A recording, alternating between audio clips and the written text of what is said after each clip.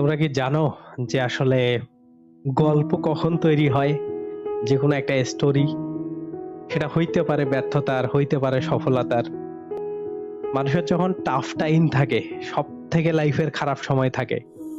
এইটা তোমাদের বয়সে অ্যাডমিশন টাইমে অনেক সময় চলে আসে। সবথেকে টাফ টাইম, সবথেকে খারাপ সময়। এই সময়গুলাই না একটা গল্প তৈরি করে দেয়। গল্পটা কিসের জানো?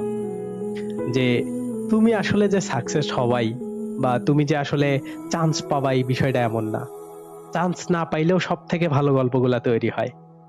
মানুষের খারাপ সময়গুলা দিয়ে যখন মানুষ যায়, ওই সময়টা যখন তার লাইফ থেকে চলে যায়, পরবর্তী একটা স্টেপে যখন যায়, ওই যে খারাপ সময়ে তার স্ট্রাগল, খারাপ টাইমে তার হচ্ছে ওই সময়টাকে কিভাবে সে মেইনটেইন করতেছে, বা ওই সময়টাকে কিভাবে সে ট্যাকেল দিচ্ছে, সে কতটুক চেষ্টা করতেছে, এইটাই আসলে একটা গল্প তৈরি করে দেয়। ঠিক আছে?